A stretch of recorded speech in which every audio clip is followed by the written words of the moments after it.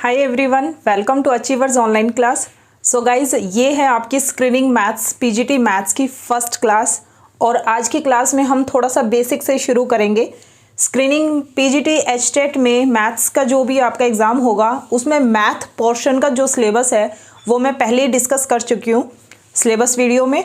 तो ये उसी सिलेबस को स्टार्ट करने से पहले क्लास 1 में हम थोड़ा सा बेसिक से शुरू करेंगे and after that we do group, ring and so on. ठीक है, तो स्टार्टिंग क्या चीज़ है, सबसे पहले मैं आपको रिलेशन से ही बता रही हूँ।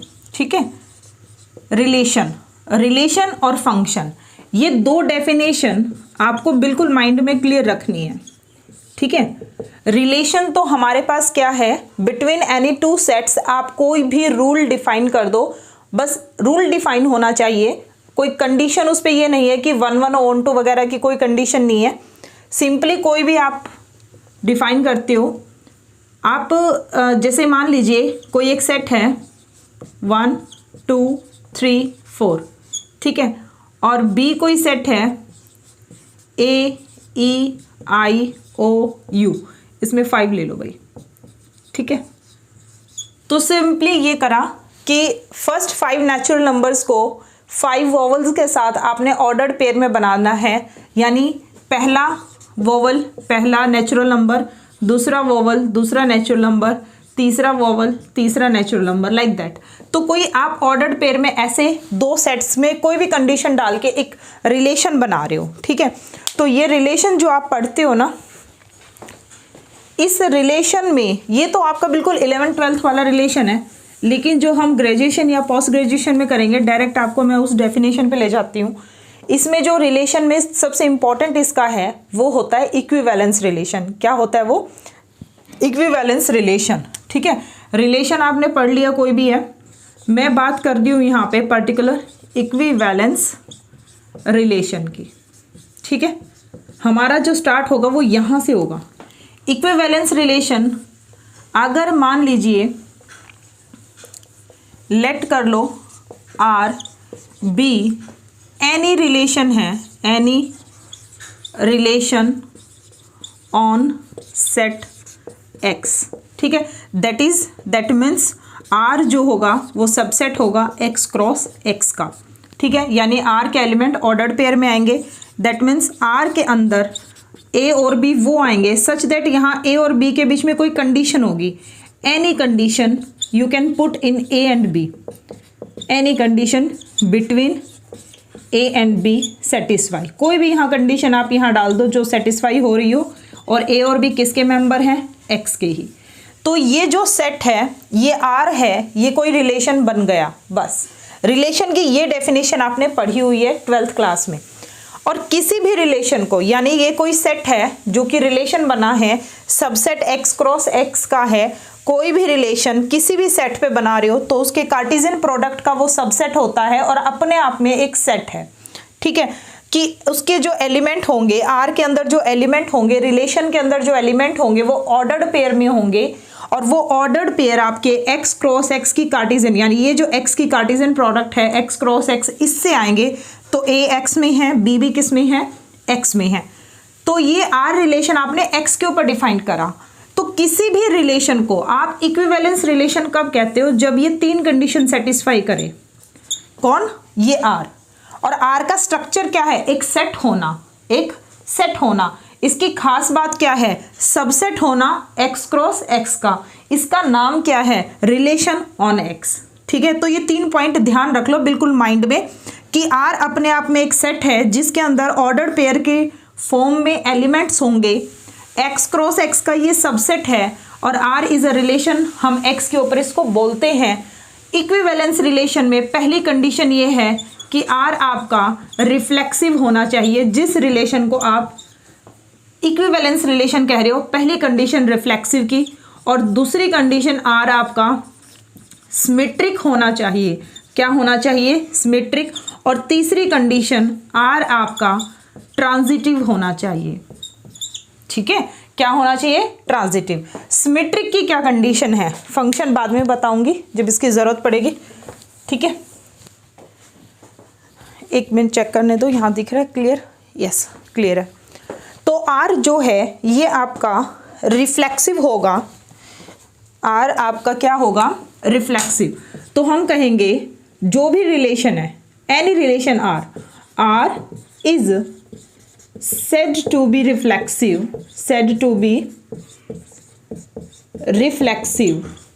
if x, x बिलोंग कर जाए R में for all x belongs to capital X। ठीक है, ये बात समझ गए।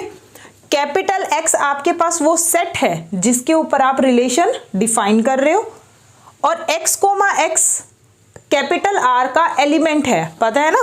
R आपके पास सेट था जिसमें ऑर्डर्ड पेयर आ रहे हैं, तो कह रहा है कि x के अंदर जितने भी एलिमेंट हैं उनका खुद के साथ ही एक ऑर्डर्ड पेयर बने। जैसे मान लीजिए अगर कैपिटल X में 1 2 3 3 एलिमेंट हैं और R कोई भी रिलेशन है, यानी एक सेट है, कोई भी R एक सेट है जिसके अंदर ऑर्डर्ड पेयर आएंगे, तो वो कंडीशन ये है कि अगर 1 है तो 1, 1 2, 2 3, 3। ठीक है, ये 3 पेयर तो जरूर दिखने चाहिए। अगर रिलेशन के अंदर ये तीनों पेयर नहीं है, 3 एलिमेंट है अगर X में और 3 के कॉरिस्पॉन्ड ये 3 पेयर R में नहीं है, तो आप R को रिफ्लेक्सिव नहीं बना सकते। कोई हार्ड एंड कंडीशन नहीं है कि इन 3 के अलावा कोई और नहीं आएगा। ठीक है, बाकी भी आ सकते हैं। अगर सिर्फ ये 3 ही रहेंगे तो वो आपका एक आइडेंटिटी रिलेशन में चला जाएगा। बट रिफ्लेक्सिव ये कहता है कि अगर हमारे कैपिटल X में जो भी X है उस X का खुद के साथ वो पेयर, यानी खुद के साथ ही वो एलिमेंट रिलेशन सेटिस्फाई करे, जैसे यहाँ कंडीशन A और B के बीच की है ना, यानी वो X A और ये X B, तो X खुद अपने X के साथ ही वो गिवन कंडीशन को सेटिस्फाई करे, तभी तो वो R के अंदर आएगा। और वो सभी एलिमेंट के लिए ट्रू होनी चाहिए, वो सारे पेयर कैपिटल R के अंदर होने चाहिए, तो हम क्या कहेंगे, R हमारा रिफ्लेक्सिव है। इसके अलावा भी कोई ना कोई एलिमेंट आ सकता है, कोई फर्क नहीं पड़ता। 1 2 मान लो ये भी कोई कंडीशन सेटिस्फाई कर रहा है। ठीक है, तो कैपिटल R के अंदर ये 3 तो जरूर दिखने चाहिए, बाकी दिखे या ना दिखे उससे कोई फर्क नहीं पड़ता रिफ्लेक्सिव होने के लिए। तो रिफ्लेक्सिव की कंडीशन समझ आ गई। आगे देखो सिमेट्रिक। सिमेट्रिक होना क्या कहता है, सिमेट्रिक होना ये कहता है कि अगर तुम किसी रिलेशन को चेक कर रहे हो कि वो सिमेट्रिक है, तो उस रिलेशन में अगर आपने ये लिया है कि कोई एक भी ऑर्डर्ड पेयर ले लो, लेट ए बी कर लो कि R में बिलोंग करता है, then R is said to be symmetric if BA, A किस में बिलोंग करेगा, R में। इसका मतलब समझ रहे हो कि R के अंदर तुमने हर पेयर को चेक करना है, यानी ये पेयर ये है, ये है, ये है और ये है, तो हर पेयर को उठा के चेक करना है क्या इसका ऑपोजिट, यानी A B है तो B को पहले और A को बाद में रखें, क्या BA R में बिलोंग करेगा। तो 1 1 का उल्टा करेंगे तो खुद 1 1 आ रहा है तो वो तो बिलोंग कर रहा है। 1 2 2 का उल्टा खुद 2 2 ही है तो वो भी बिलोंग कर रहा है। 3 3 का उल्टा खुद 3 3 है वो भी बिलोंग कर रहा है। 1 2 का उल्टा कौन है, 2 1, लेकिन 2 1 तो इसमें बिलोंग नहीं कर रहा। तो एक पेयर भी आपने अगर ऐसा फाइंड आउट कर दिया जो उसमें बिलोंग नहीं कर रहा तो वो सिमेट्रिक नहीं है। तो अगर इसको सिमेट्रिक होना है तो 1 2 का उल्टा क्या दिखना चाहिए इसमें, 2 1। 2 3 का उल्टा कौन होना चाहिए, 3 2। तो हम कहेंगे ये क्या है, हमारे पास सिमेट्रिक रिलेशन है। तो किसी भी रिलेशन को सिमेट्रिक कैसे चेक करना ये पता चल गया। और अगर सिमेट्रिक बनाना है तो जिनका ऑपोजिट नहीं गिवन है, इनवर्स में गिवन नहीं है वो पेयर, तो वो आप पुट कर सकते हो। लेकिन एक क्वेश्चन पे डिपेंड करता है कि आपसे पूछा क्या गया है। ठीक है, ये नहीं कि हमने अपनी तरफ से बना लिया। सिमेट्रिक को चेक कैसे करना है, हर एक ऑर्डर्ड पेयर के लिए उसका ऑपोजिट R के अंदर चेक कर दो, अगर बिलोंग कर रहा है then R is relation symmetric. ठीक है, अब आ जाए ट्रांजिटिव में। सिमेट्रिक में हम कितने ऑर्डर पेयर को पहले ही कंसीडर करते हैं, सिर्फ एक ऑर्डर पेयर को कंसीडर करके चलते हैं, ए बी को। ट्रांजिटिव चेक करने के लिए हम 2 करेंगे। हम ये कहेंगे लेट कर लो ए बी बिलोंग करता है R में, और दूसरा जो लेना है ना ऑर्डर पेयर वो पर्टिकुलर इस B से ही शुरू होना चाहिए, B, C किस में बिलोंग करता है, R में। देन तो आपने ये चेक करना है A to B, B to C। तो ट्रांजिटिव ऐसे जाता है ना, A to B, B to C, यानी A to C। तो A C हमारा किस में बिलोंग करना चाहिए, R के अंदर। तो आर के अंदर ट्रांजिटिव चेक करने के लिए आपको दो दो पेयर उठाने पड़ेंगे। कैसे उठाएं पेयर? पहले कोई भी आप अपना एक पेयर चूज कर लो, कोई भी नंबर 1 से कर लो, ठीक है। जैसे मान लो मैंने 1 1 कर लिया, मैंने 1 1 चूज कर लिया, मैंने 2 बार लिख लिया। लास्ट एलिमेंट कौन है? 1। लास्ट एलिमेंट कौन है? 1। अब मुझे इसी में पूरे में चेक करना है कि 1 से शुरू होने वाला और कौन है। जैसे मान लो ये 1 2 है, एक मैं 1 3 भी अपनी तरफ से आपको एग्जांपल में डालूं। 1 2 जो 1 से शुरू होता है, 1 3 जो 1 से शुरू होता है। तो मैं 1 1 को 1 2 के साथ भी चेक करूंगी और 1 3 के साथ भी, क्योंकि ट्रांजिटिविटी अगर मुझे चेक करनी है तो मुझे 2 ऑर्डर्ड पेयर चाहिए। तो 1 1 और 1 2, और ये दोनों ऑर्डर्ड पेयर इस तरह से लेने हैं कि ये जो लास्ट एलिमेंट होगा दूसरा आपका यहीं से शुरू हो। ये 1 है तो ये भी कहाँ से शुरू हो? 1 से। इससे कोई फर्क नहीं पड़ेगा अगर पहला कुछ और है तो, ठीक है। इम्प्लाइज इन दोनों को अगर मैंने लिया है तो मुझे ये चेक करना है इन दोनों के लिए 1 1 बीच से गायब, 1 से लेकर कौन गया? 2। चेक करो कि 1 2 आपका आर में बिलोंग करता है कि नहीं करता। और अगर आपने ये दोनों लिए हैं तो इन दोनों के लिए आप क्या चेक करोगे? 1 से लेके 3, यानी 1 3 बिलोंग करेगा आर में या नहीं करेगा, ठीक है। बिल्कुल बेसिक है ये। तो 1 2 और 1 3 दोबारा से आर के अंदर हैं, तो यानी 1 1 1 1 जो है वो ट्रांजिटिव की कंडीशन सेटिस्फाई कर चुका है। तो आप इसको कर दोगे टिक। फिर आप उठाओगे 2 2। क्या उठाओगे? 2 2। अब यहाँ एलिमेंट आ चुका है 2 2 2 और 2। अब मुझे यहाँ कौन सा ऑर्डर्ड पेयर चाहिए? जो 2 से ही शुरू होगा। जो किससे शुरू होगा? 2 से, ठीक है। तो अब मैं यहाँ पे 2 से शुरू होने वाले देखती हूँ। 2 से शुरू होने वाला खुद एक तो 2 2 ही है, फिर 2 1 है और कौन है? 2 3 है। तो ये 3 है, 2 2 2 1 और 2 3, ठीक है। तो 2 1 और 2 3। अब मुझे इनके साथ चेक करना है। फिर वही बात, बीच वाला तो गायब, बीच वाले तो गायब। 2 से 1 तक मुझे ये चेक करना है इनके लिए 2 1 बिलोंग करेगा आर में या नहीं करेगा। और यहाँ मैं ये चेक करूँगी 2 3 बिलोंग करेगा आर में या नहीं करेगा। तो 2 1 है बिल्कुल है, ये रहा। 2 3 है, ये भी है। तो दैट मीन्स ये आपके आर में बिलोंग करते हैं। तो 2 2 भी क्या कर रहा है? ऑर्डर्ड पेयर अपनी ट्रांजिटिव की कंडीशन को सेटिस्फाई कर रहे हैं। तो आई होप आपको समझ आ चुका है कि हम कैसे काम करेंगे। ट्रांजिटिविटी के लिए आपने एक एक पेयर को उठाना है। एक पेयर जिसका ये जो सेकंड एलिमेंट है, तो सेकंड एलिमेंट ढूंढो किस किस पेयर में फर्स्ट एलिमेंट की जगह है। तो 1 फर्स्ट एलिमेंट में यहाँ है और यहाँ है। तो 1 1 को मैंने इन 2 के साथ चेक करा था। 2 2 को जब मैं चेक करूंगी तो इसका सेकंड एलिमेंट 2 है। तो अब मुझे ये चेक करना है कि 2 से शुरू होने वाले कौन कौन से ऑर्डर्ड पेयर हैं। 2 1 है और 2 3 है। तो मैंने 2 1 और 2 3 के साथ ट्रांजिटिविटी कंडीशन चेक करी। इनसे बना 2 1, इससे बना 2 3, और आपने चेक किया ये आर में बिलोंग करेगा या नहीं करेगा, ठीक है। तो इस तरह से आपकी होती है ट्रांजिटिविटी। तो अगर मैंने जर्नल कंडीशन आपको बताई दी है ए बी और बी सी, तभी मैंने ये कहा था कि ए बी ले रहे हैं तो उसके साथ क्या लेंगे भाई?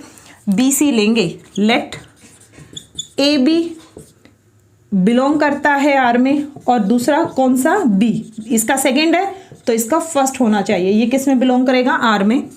देन ए सी को चेक करो कि वो आर में बिलोंग करता है या नहीं करता है। अगर ए सी आर में बिलोंग कर गया तो वो ट्रांजिटिव कंडीशन सेटिस्फाई करेगा, ठीक है।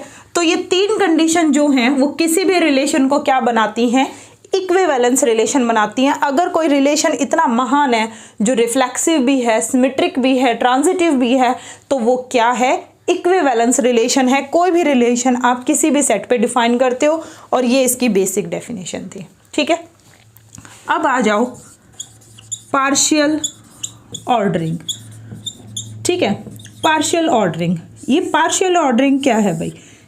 कोई भी रिलेशन है, any relation R on A set X is said to be partial ordering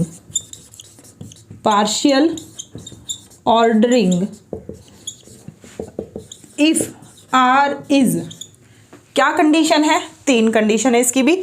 जैसे इक्विवेलेंस रिलेशन बनने के लिए 3 कंडीशन थी, reflexive, symmetric and transitive. Same किसी भी रिलेशन को पार्शियल ऑर्डर कहना है तो उसकी भी 3 कंडीशन है।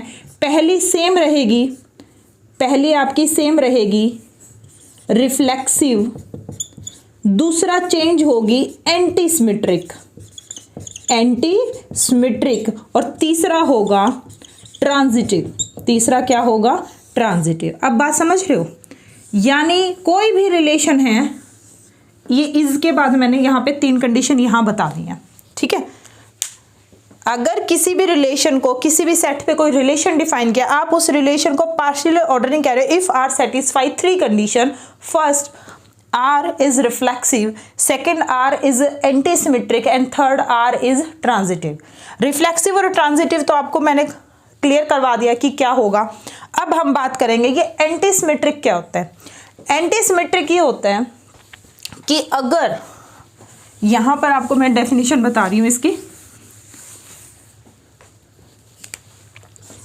एंटीसिमेट्रिक किसी को भी अगर हमें चेक करना है किसी भी रिलेशन को, ठीक है, तो हम क्या कहते हैं, हम ये कहते हैं ना, कोई रिलेशन है ए और बी सच दैट ए और बी में कोई यहाँ कंडीशन होगी, यहाँ कोई भी कंडीशन, कोई भी रिलेशन यहाँ ए और बी के बीच में होगा, कुछ भी हो सकता है, बी ए से बड़ा हो, बी ए को डिवाइड करता हो, ए प्लस बी आपका 5 आता हो, या नेगेटिव आता हो या पॉजिटिव आता हो, तो ए और बी में रिलेशन ही तो है ये, और क्या है, कोई भी कंडीशन यहाँ दी हुई है।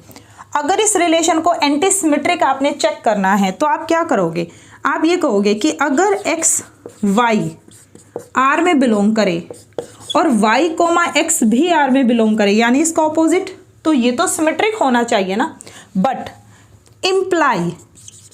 इम्प्लाई यानी अगर आपने किसी पेयर का उल्टा उसमें देखा है और वो ये इम्प्लाई करे कि ये तभी पॉसिबल है जब दोनों एक्स और वाई क्या हो, इक्वल, दोनों एक्स और वाई क्या हो, इक्वल। दैट मीन्स जैसे 1 1 है, 1 1 का उल्टा क्या होगा, खुद 1 1 ही ना, है ना।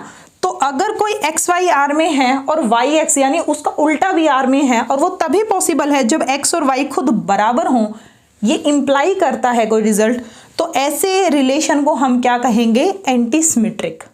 क्या कहेंगे, एंटीसिमेट्रिक। अभी मैं इनके एग्जांपल देती हूँ, उसमें आपको ये क्लियर होगा कि एंटीसिमेट्रिक क्या है। यस क्लास, देखिए इसमें इक्विवेलेंस रिलेशन और पार्शियल ऑर्डरिंग के 2 एग्जाम्पल हैं, आपको दोनों क्लियर हो जाएंगे।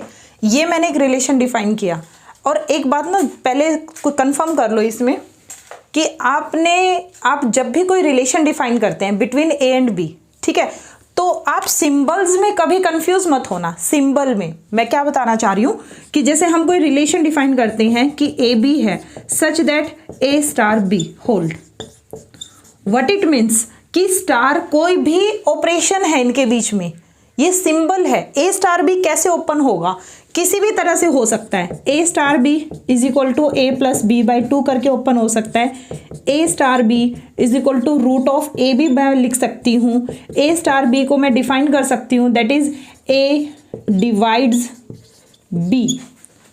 ठीक है, बात समझ रहे हो कि ए स्टार बी होल्ड होने का मतलब क्या है कि ए बी को डिवाइड कर रहा है या बी ए को डिवाइड कर रहा है। या मैं ये लिख सकती हूँ स्टार बी सिंबल है, स्टार बी एक सिंबल है। अगर मैं कहूँ A less than B and that means B divides A. समझ रहे हो मेरी बात कि जब हम मैथ्स में एमएससी लेवल या ग्रेजुएशन लेवल पे काम करते तो वहाँ सिंबल्स का बड़ा अपना एक रोल है। इस रोल को समझ लेना कि ए स्टार बी होल्ड करने का मतलब कि आप ए और बी के बीच में कोई कंडीशन डिफाइन कर रहे हो और ये जस्ट एक ऊपर का ढांचा है, अंदर की असली चीज़ तो ये है। इस ढांचे का क्या मतलब है, जस्ट एक शक्ल दी हुई है, स्टार डाल दिया, डॉट डाल दी, कुछ भी सिंबल ही तो है। वो ये बताना चाहते हैं कि ए और बी का रिलेशन क्या है। जो ऑर्डर्ड पेयर आपने यहाँ लिखा है उन दोनों एलिमेंट्स का फर्स्ट और सेकंड एलिमेंट का रिलेशन क्या है।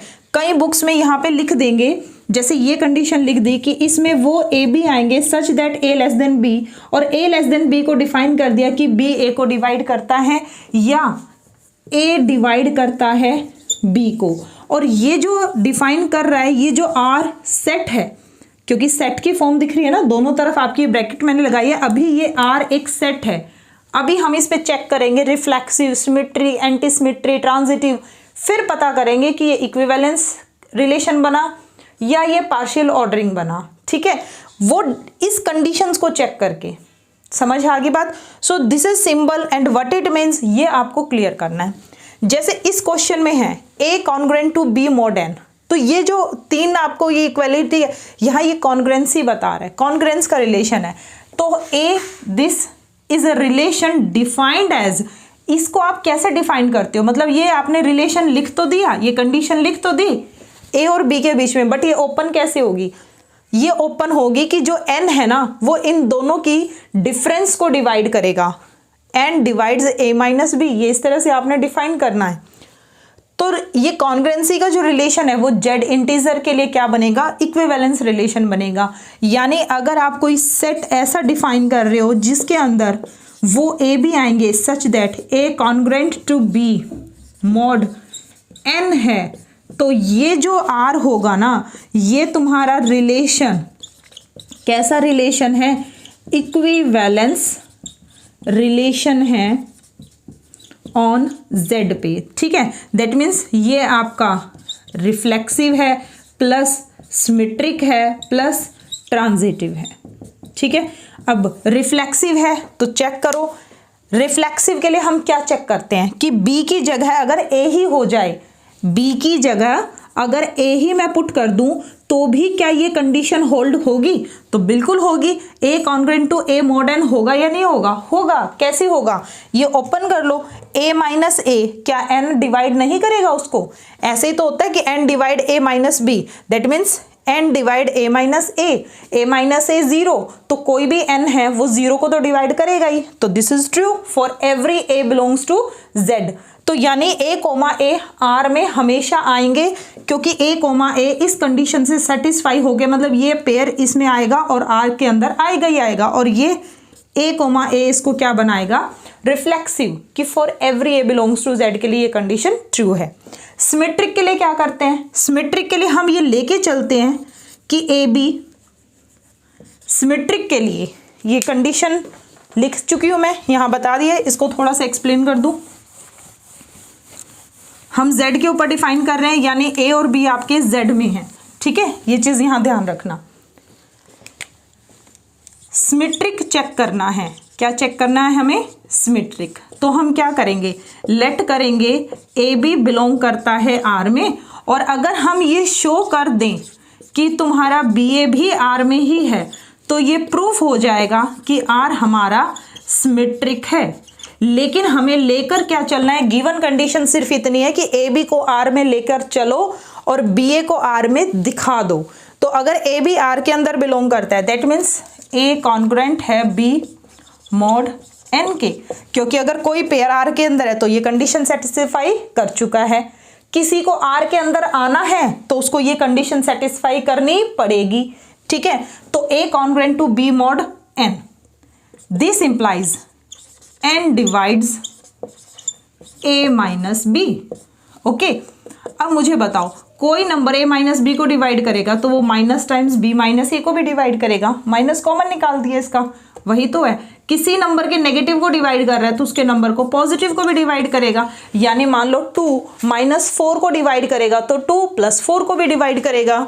और अगर n b माइनस a को डिवाइड कर रहा है, this implies b congruent to a mod n, हम लिख सकते हैं। And this implies b comma a belong किस में कर गया, r में, क्योंकि b ने r की कंडीशन को सेटिस्फाई कर दिया। तो a b को r के अंदर लेकर चले थे, सिमेट्रिक के लिए एक एलिमेंट उसके अंदर लेके चलोगे, उसके ऑपोजिट को उसके अंदर दिखा दो तो वो सिमेट्रिक हो गया। तो आर हमारे पास सिमेट्रिक रिलेशन है। सिमिलरली हम क्या दिखा सकते हैं, ट्रांजिटिव। ट्रांजिटिव कैसे दिखाएंगे, ट्रांजिटिव देखो,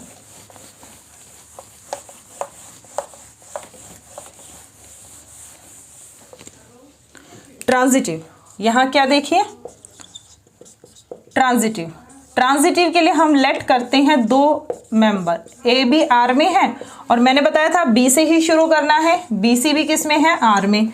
अब आप यहाँ शो क्या करोगे, शो ये करोगे कि ए सी तुम्हारा आर के अंदर आना चाहिए।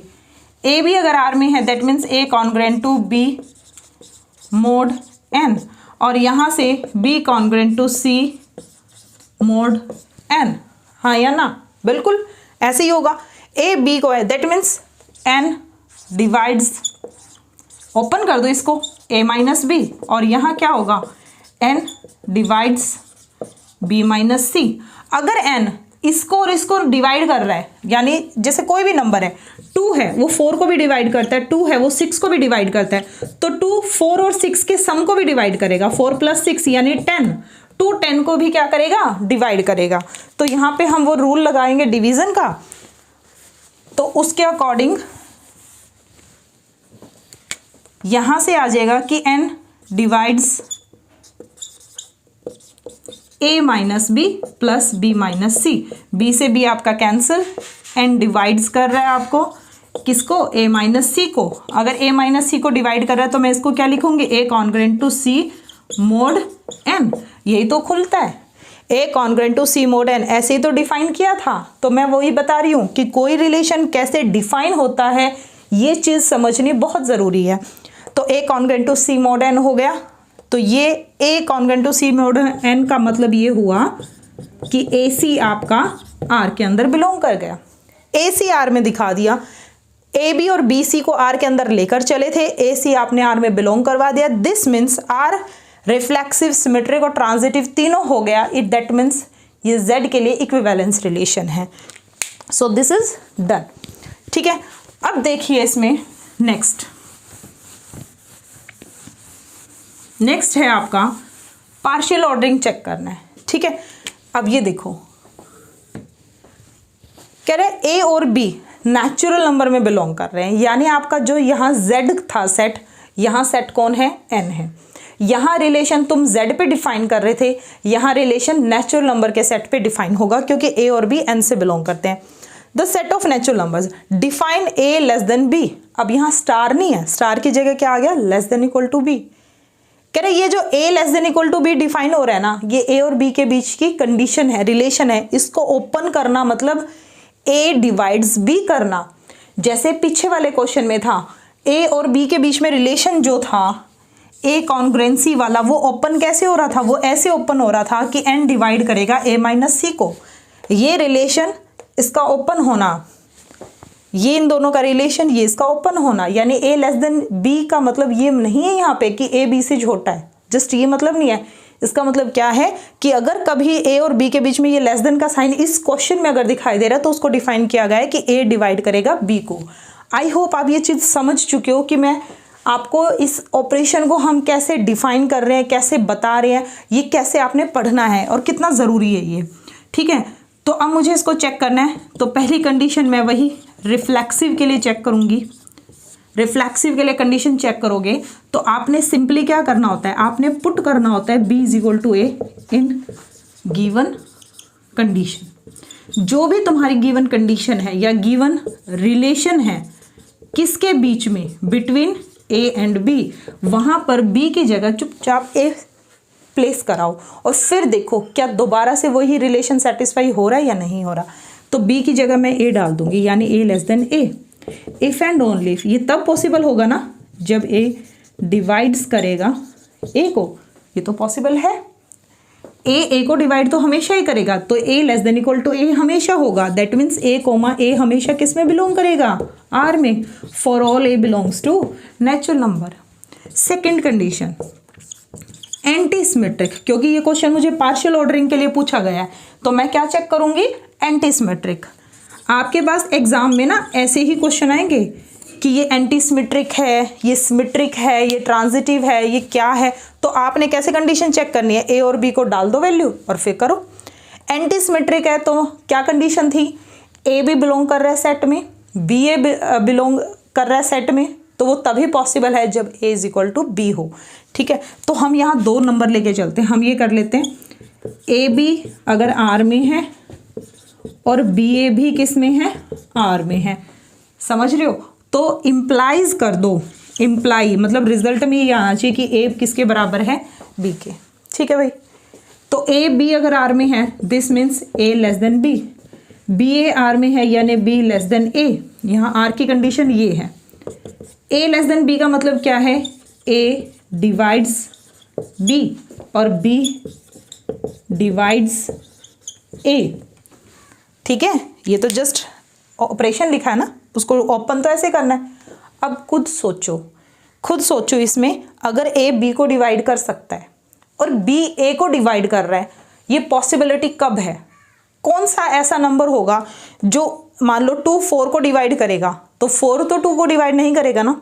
लेकिन आप क्या कह रहे हो कि ए बी को डिवाइड करता है and at the same time B किसको डिवाइड कर रहा है? ए पे। यहाँ कोई आइदर और का केस नहीं है, एंड चल रहा है आपका, तो ये तभी पॉसिबल है। This implies from this two condition we can say that our A is equal to B.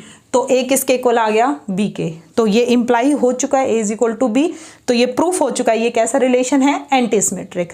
और सुनना ध्यान से, ये तो नंबर है, अगर यहाँ मैट्रिक्स होते ना तो ये पता क्या कंडीशन देता? ए कंटेन है बी में और बी कंटेन है ए में, तो दिस इम्प्लाइज ए किसके इक्वल है? बी के। आपको पता है ना, मैट्रिक्स के अंदर भी हम यही चीज़ पढ़ते हैं कि अगर दो मैट्रिक्स इक्वल हैं, if and only if first contain in second and second contain in first. Algebra में ये चीज़ें लिखी जाती हैं, तो ये इंपॉर्टेंट है ये चीज़ें समझना, अंडरस्टूड करना इनको, कि A is equal to B का मतलब A contain in B, B contain in A and vice versa. ठीक है, सो ये एंटी सिमेट्रिक हो गया। ट्रांजिटिविटी चेक करनी है तो आप उसके लिए फिर वही है, 2 एलिमेंट्स आप आर के अंदर 2 मेंबर लेके चलिए और रिजल्ट में थर्ड उसमें दिखा दो। ठीक है, दिखाते हैं इसमें। तो मैंने कहा लेट ए बी बिलोंग करता है आर में, और दूसरा मैंने बी सी से ही शुरू करना है क्योंकि बी पे ख़त्म हो रहा है ना, ट्रांजिटिव के लिए। किसके लिए? ट्रांजिटिविटी के लिए, कि रिलेशन ट्रांजिटिव है या नहीं। तो बी सी किस में बिलोंग करता है? आर में।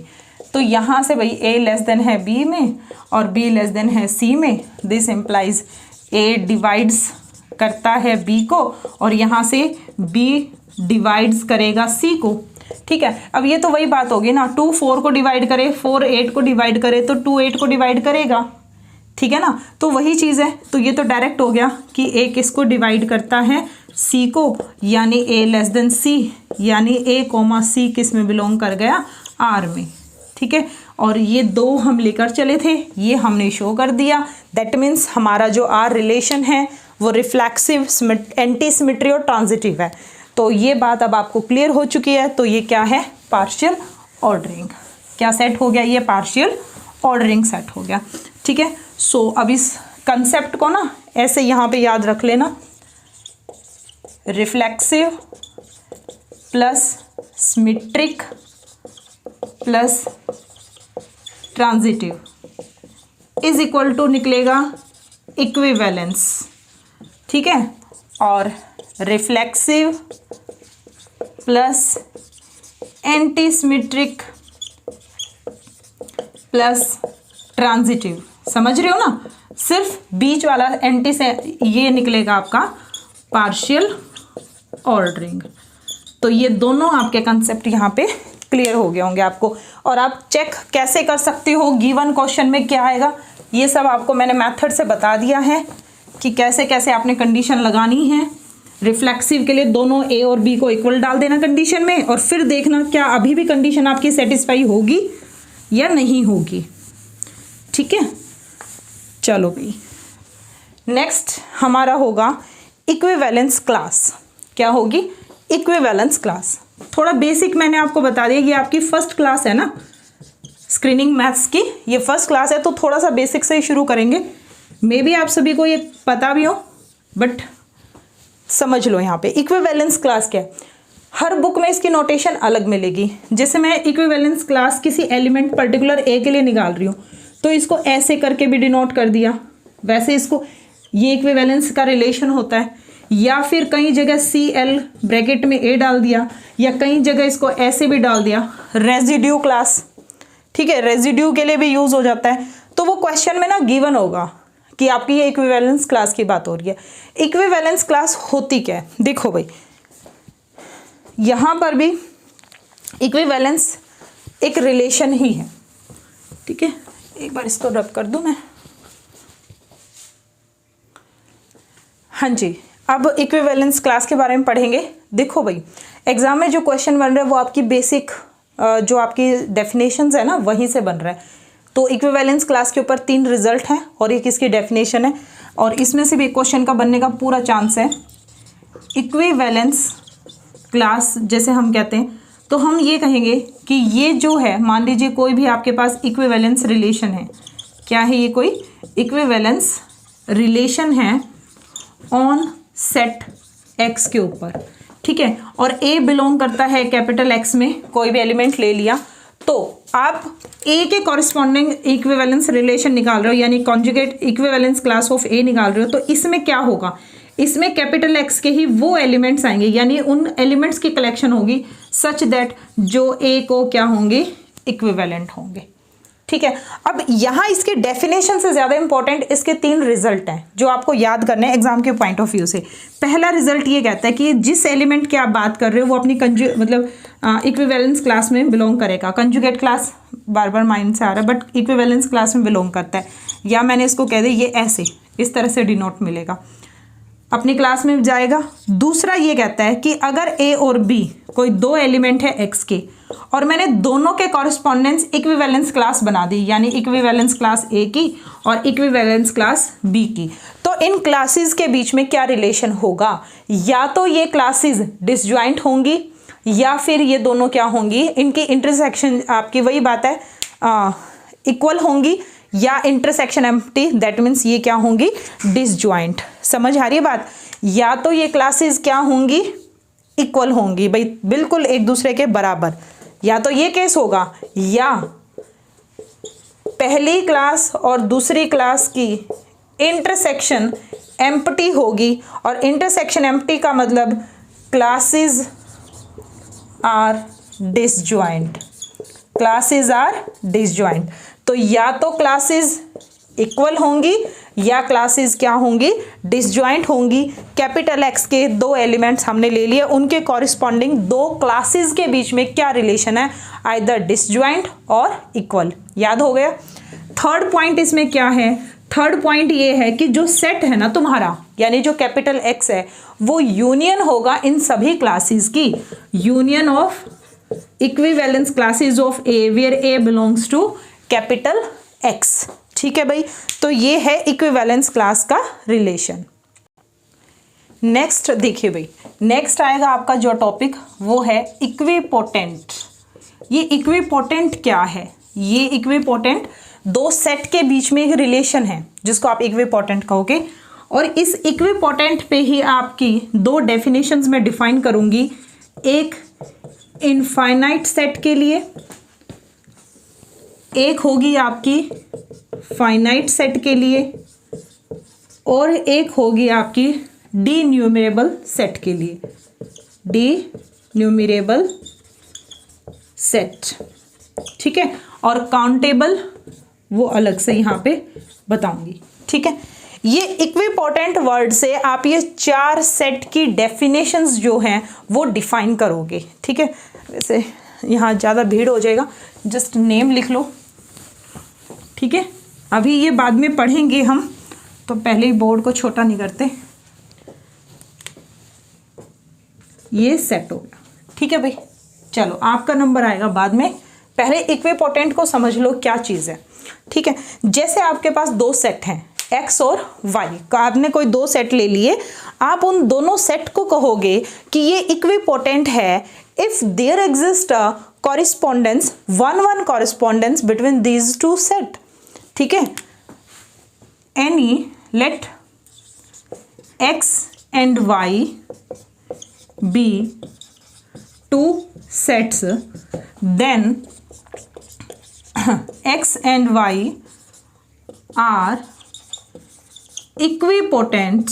आप इन दोनों सेट को इक्विपोटेंट कहोगे इफ देयर एग्जिस्ट डैश। समझ आ रही बात? ये एग्जाम में क्वेश्चन बनेगा ऐसा, option 1-1 correspondence, second limit point, third adherent point, fourth none of these. ठीक है, कोई भी 4 ऑप्शन, कंटिन्यूअस मैप, डिफरेंशिएबल, कुछ भी। एग्जामिनर को बच्चे को क्या करना है? फंसाना है। यहाँ पे वो कुछ भी पुट कर सकता है, तो यहाँ पर हमारा आंसर क्या रहेगा? 1-1 कॉरिस्पॉन्डेंस। और स्क्रीनिंग के एग्जाम में ऐसे ऐसे बहुत सारे क्वेश्चंस पूछे गए हैं, ठीक है, जो इतनी बेसिक डेफिनेशन से उठाए हैं। तो ये इक्विपोटेंट एक नया वर्ड देख के, क्योंकि बच्चे नॉर्मली इनको यूज़ नहीं करते, ग्रेजुएशन में भी यूज़ नहीं करते, बस फिर वहाँ 1-1 कॉरिस्पॉन्डेंस। क्या है ये? 1-1 correspondence. If there exist a 1-1 correspondence between x and y। Clear हो गया? ये 1-1 कॉरिस्पॉन्डेंस को अंडरलाइन भी कर दिया और इसको हाईलाइट भी कर दिया। तो दो सेट जो हैं आप उनको इक्विपोटेंट कहोगे अगर इन दोनों के बीच में आपने एक 1-1 कॉरिस्पॉन्डेंस बना दी। तो ये 1-1 कॉरिस्पॉन्डेंस क्या होती है इसको समझ लो ध्यान से। जैसे कि आप किसी क्लास में पढ़ रहे हो, आपकी क्लास में 40 स्टूडेंट्स हैं, तो आपकी जो क्लास टीचर होगी सबको एक एक रोल नंबर देगी। तो आप 40 स्टूडेंट है तो 40 रोल नंबर है क्लास में, 50 स्टूडेंट है तो 50 रोल नंबर है। तो रोल नंबर्स के बीच में रोल नंबर 1 to 50, 1 to 40, समझ रहे हो? रोल नंबर्स का एक सेट 1 2 3 4 5। और आपकी क्लास के बच्चों के नेम की लिस्ट, जैसे शुरू में मान लीजिए अंजू, अनीता, अंकिता, तो ए वाले, बी वाले, सी वाले, डी वाले जितने भी बच्चे हैं सबको किसके साथ कॉरिस्पॉन्डेंस कर दिया?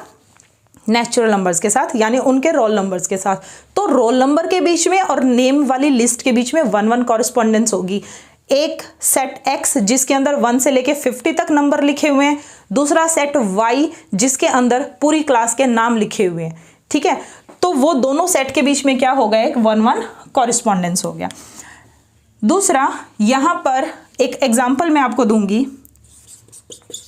एग्जाम्पल, जैसे z आपके पास है सेट ऑफ इंटीजर्स इनफाइनाइट। ये तो मैंने एक फाइनाइट एग्जाम्पल दिया, फाइनाइट सेट के था, ये इनफाइनाइट का है। e आपके पास है set of even integer, set of even integers. अब ये भी पता है सभी को ये इनफाइनाइट है और ये भी क्या है? इनफाइनाइट। तो मैं ये कहूंगी z is equipotent to e। z क्या है? इज नहीं आएगा, z इक्विपोटेंट टू e आएगा। समझ आ रही है बात? z is equipotent to e लगा लो, या z इज इक्विपोटेंट टू। ठीक है,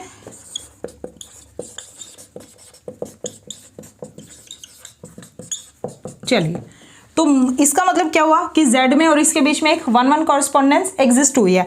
तो जिनके बीच में इक्विपोटेंट है यानी z और e के बीच में क्या होगा? 1-1 कॉरिस्पॉन्डेंस होगा, यानी एक फंक्शन एग्जिस्ट करेगा। तो हम डिफाइन कर देते हैं f(x), ठीक है, सच दैट ये f 1-1 कॉरिस्पॉन्डेंस हमने ले ली z से लेके e तक, सच दैट आप कैसे डिफाइन कर रहे हो कि f(x) is equal to x किसका मेंबर है? z का। और आपको पता है अगर e set of even integer है तो अगर इसके अंदर x है तो इसके अंदर क्या होंगे? सारे 2x ही तो होंगे, यानी आप x को 2x के साथ एसोशिएट कर रहे हो। तो f(x) is equal to 2x।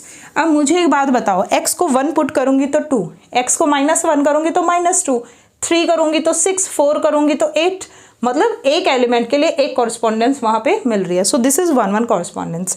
So z is equipotent to e। बात समझ आ गई? अब हम पढ़ते हैं इनफाइनाइट सेट की डेफिनेशन, इनफाइनाइट सेट की। सो इजी है इनफाइनाइट सेट। वैसे तो हमारे लिए बहुत इजी है कि कोई भी ऐसा सेट जिसके नंबर ऑफ एलिमेंट इनफाइनाइट हो, आप काउंट नहीं कर सकते, फाइनाइट नंबर में नहीं है, तो वो सेट इनफाइनाइट हो गया। फाइनाइट सेट की डेफिनेशन पूछें तो सिंपल सी बात है भाई, हर बच्चा, हर स्टूडेंट, हर टीचर यही समझता है कि नंबर ऑफ फाइनाइट एलिमेंट है, और वो करेक्ट भी है, होता भी है कि किसी भी सेट में अगर नंबर ऑफ एलिमेंट फाइनाइट हैं हम उनको काउंट कर सकते हैं, एक नंबर में उनको बता सकते हैं भाई इसमें 15 एलिमेंट है, इसमें 20 है, इसमें 25 है, इसमें 30 है, तो ऑब्वियस सी बात है वो फाइनाइट है। लेकिन इक्विपोटेंट के साथ अगर मैं इस डेफिनेशन को अटैच करूँ तो क्या है कि कोई भी सेट है, मैं किसी सेट को इनफाइनाइट कह रही हूँ ना, कोई भी सेट है, जैसे तुम्हारा Z एक सेट था, है ना, अगर कोई भी सेट इक्विपोटेंट हो जाए किसके साथ? दूसरी जगह भी तो एक सेट होना चाहिए ना। इक्विपोटेंट हो जाए प्रॉपर, अपने ही प्रॉपर सबसेट ऑफ इटसेल्फ को, प्रॉपर सबसेट ऑफ इटसेल्फ को, कोई भी सेट इक्विपोटेंट हो जाए proper subset of itself. Itself मतलब ये सेट है ना, इसका ही कोई प्रॉपर सबसेट हो जिसके साथ वो इक्विपोटेंट हो रहा है, तो ऐसे सेट को हम क्या कहेंगे, इनफाइनाइट सेट कहेंगे। देन सेट यानी यही वाला इज इनफाइनाइट सेट, तो आप इस सेट को क्या कहोगे, इनफाइनाइट सेट कहोगे। बात समझ गए। एग्जाम्पल आपके सामने है। ये एक सेट है इंटीजर का, ये इवन इंटीजर का सेट है। इवन इंटीजर का प्रॉपर सबसेट होता है। प्रॉपर इम्प्रॉपर पता है ना, इम्प्रॉपर क्या होता है, एक तो एम्प्टी और एक वो जेड खुद। तो एम्प्टी और जेड तो खुद अपने ही सबसेट हमेशा होंगे। फाई और एक्स, अगर एक्स सेट की बात करते हैं तो फाई और एक्स दो ऐसे सबसेट है जो उस सेट के हमेशा सबसेट होंगे ही, वो होते हैं आपके इम्प्रॉपर। और प्रॉपर क्या होते हैं, फाई और एक्स यानी फाई और जेड को छोड़कर बाकी के जो आपके सबसेट बनते हैं वो प्रॉपर बनते हैं। तो जेड इक्विपोटेंट तो ई के है ही, तो जेड क्या है infinite, set of integer infinite है। हो गया इनफाइनाइट की डेफिनेशन क्लियर। अब आ जाओ फाइनाइट की। फाइनाइट सेट की डेफिनेशन क्या कहती है भाई, फाइनाइट सेट की डेफिनेशन ये कहती है, एक सेकेंड,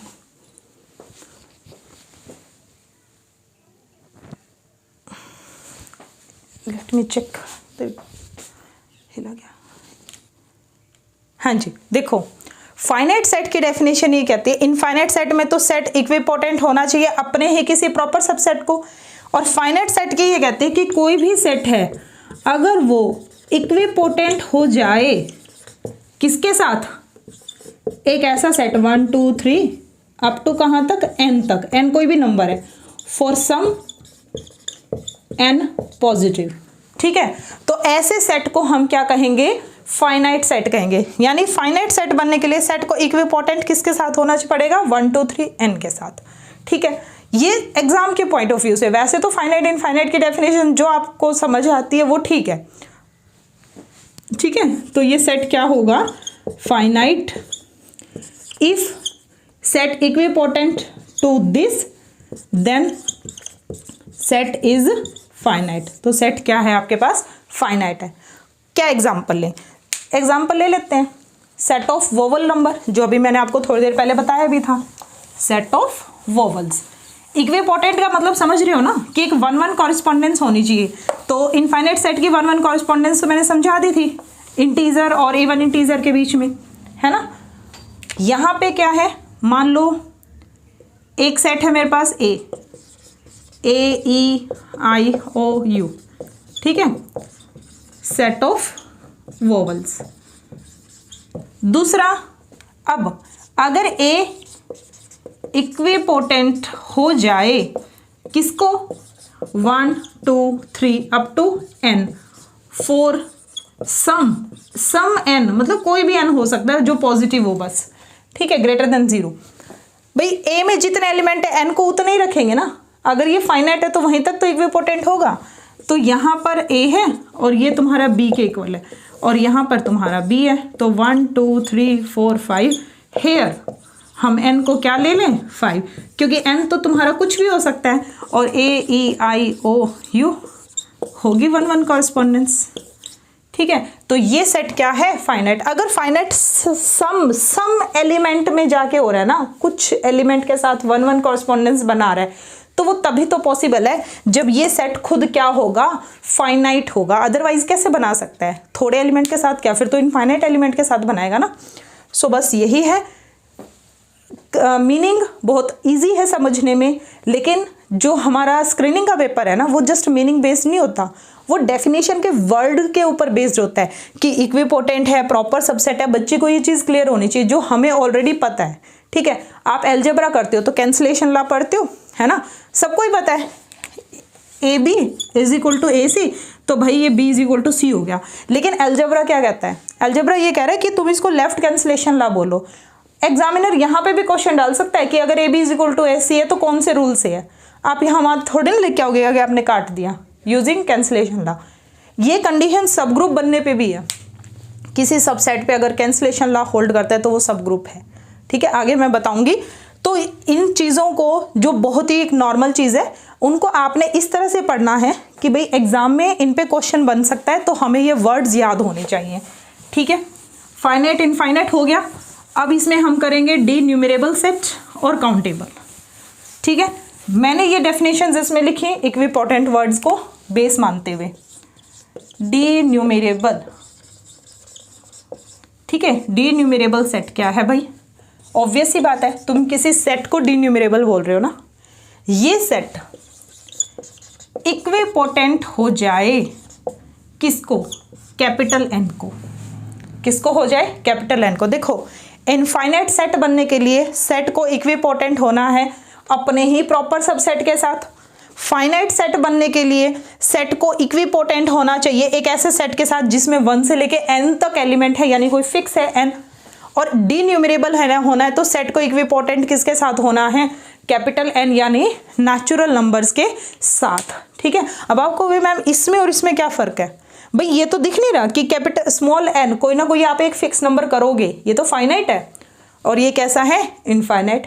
फिर सोचोगे कि इसमें और इसमें क्या फ़र्क है? बिल्कुल फ़र्क है। अगर यहाँ तुमने सेट ऑफ इंटीजर ले लिया और यहाँ तुमने set of real even number लिया था, तो even number, even integers natural number थोड़ी ना होते हैं। लेकिन जब पर्टिकुलर हम किसी सेट को इक्विपोटेंट दिखाएं सिर्फ नेचुरल नंबर के साथ, तो तुम्हारा ये सेट क्या नाम रखोगे तुम इसका? D numerable set. ठीक है, कंडीशन याद होगी। उसके बाद आपके पास आता है एक काउंटेबल। इसमें भी डेफिनेशन डाल देते हैं। इसका एक एग्जांपल लिखवा दूं पहले। ABCD वाला है, नहीं छोड़ो, काउंटेबल वाला देख लो अब आपका। ठीक है, अब काउंटेबल सेट एग्जाम्पल यही है, कोई भी सेट लिया नेचुरल नंबर के साथ आपने कर दिया।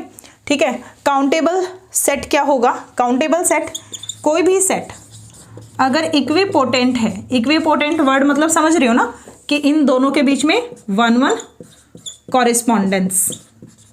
ठीक है, अरे मेरा तो कुछ नहीं जाता, मैं आपको सिर्फ ये डेफिनेशन लिखवाऊँ या ये दोनों इसलिए बता रही हूँ कि एग्जाम में कहीं कंफ्यूजन ना रहे। इन दोनों के बीच में 1-1 कॉरेस्पॉन्डेंस होनी चाहिए।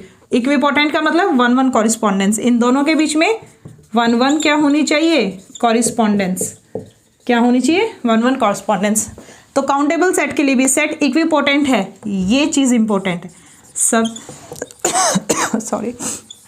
सबसेट ऑफ एन, यानी यहाँ पूरे नेचुरल नंबर के साथ था, यहाँ नेचुरल नंबर का सबसेट भी चल जाएगा, यानी कुछ एलिमेंट अगर नहीं भी ले रहे हो तो कोई बात नहीं, इट्स ओके। तो यहाँ भी ये इनके बीच में क्या रहनी चाहिए? तो ये बन जाएगा तुम्हारा काउंटेबल। ठीक है, तो अगर इक्विपोटेंट है सबसेट ऑफ एन के साथ। अब डी न्यूमरेबल और काउंटेबल सेट के बीच में एक रिलेशन है जो आपको एज अ रिजल्ट याद रखना है। क्या है ये रिलेशन? ये रिलेशन है आपका, क्वेश्चन आपके पास आएगा एग्जाम में, क्या हर एक डी न्यूमरेबल सेट काउंटेबल होता है या हर एक काउंटेबल डी न्यूमरेबल होता है? तो भैया देखो, जो पूरे सेट के साथ इक्विपोटेंट है उसके सबसेट के साथ तो हो ही जाएगा ना। तो every D numerable is countable, but every countable need not be D numerable, क्योंकि ये तो सबसेट के साथ है ना। हो सकता है कुछ एलिमेंट छोड़ दिए हो, लेकिन यहाँ तो कंडीशन क्या है कि पूरे एन के साथ होना चाहिए। ठीक है, तो हम क्या कहेंगे? रिजल्ट जो है यहाँ पे क्या कहता है? Every denumerable set is countable. क्या कहेंगे इसको हम? Countable. Every denumerable set is countable while, जबकि every countable needs not be denumerable. ठीक है भाई, बात समझ आ गई? अब नेक्स्ट हम पढ़ते हैं लास्ट जो होगा कि रेस्ट्रिक्शन जो है, restriction of F on T. किसी भी मैपिंग को अगर आप किसी सेट के ऊपर रेस्ट्रिक्ट करते हो तो उसका क्या मतलब है? ठीक है, समझ ही लो। मान लो कोई मैपिंग है एफ, एक्स से लेके वाई तक। समझ आगे बात? कोई मैपिंग है एफ एक्स से लेके वाई तक, मैंने टी कोई सबसेट ले लिया एक्स का, टी किसका सबसेट है भाई, एक्स का, और टी से लेके मैंने वाई पे यानी पूरे सेट पे ना करते हुए एक्स के कुछ एलिमेंट ले लिए जिनके ऊपर मैंने वाई तक एक नई मैपिंग डिफाइन करी जिसका नाम मैंने क्या रखा, जी रखा, सच दैट, और इस कंडीशन के साथ डिफाइन करी कि जी की वैल्यू टी पर निकालें या एफ की वैल्यू टी पे निकालें, क्योंकि ये कैपिटल टी किस में से आया है, कैपिटल एक्स में से तो आया है, तो टी के सारे एलिमेंट एक्स के अंदर हैं और एफ तुम्हारा एक्स पे अप्लाई हो रहा है, तो एफ तुम्हारा टी के एलिमेंट पे हो चुका है ना अप्लाई, जब वो एक्स के अंदर था, टी एक्स के अंदर था, तो एफ टी पे अप्लाई होके आंसर वाई में दे चुका है, मैपिंग है वो। अब आपने एक नई जी मैपिंग बनाई, सिर्फ उन टी को बाहर निकाल लिया, एक स्पेशल कोई टुकड़ा था, टी से वाई तक एक नई मैपिंग डिफाइन करी। इस तरह से है कि जी की इमेज मतलब टी पे वैल्यू और एफ की वैल्यू टी पे क्या है, सेम है, तो आपने एफ को टी पर क्या कर दिया, रेस्ट्रिक्ट कर दिया, और वो रेस्ट्रिक्ट मैपिंग जो आई वो आपकी क्या बन के आई है, G. G T is equal to F T for all T belongs to capital T.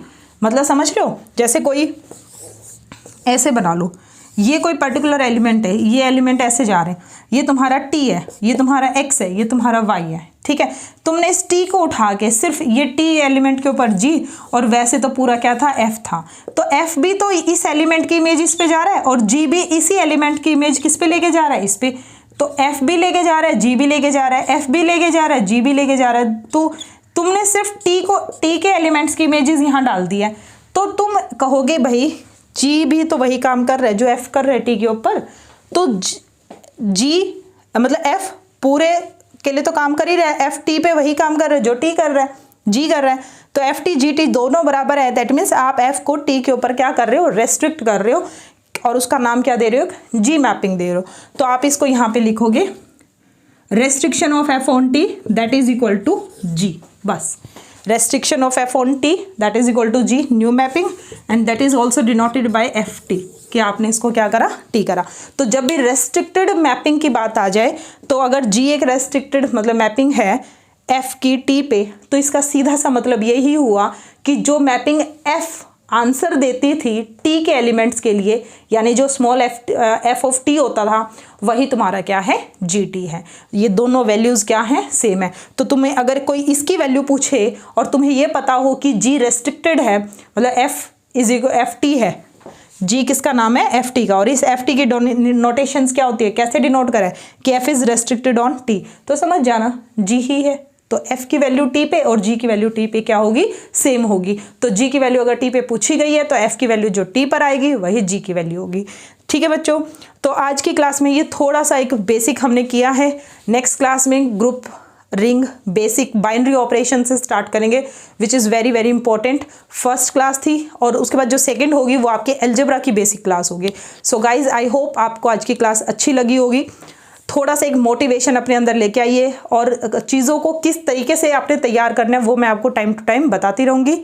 तो मिलते हैं नेक्स्ट क्लास में। Till then take care, bye bye and thank you so much.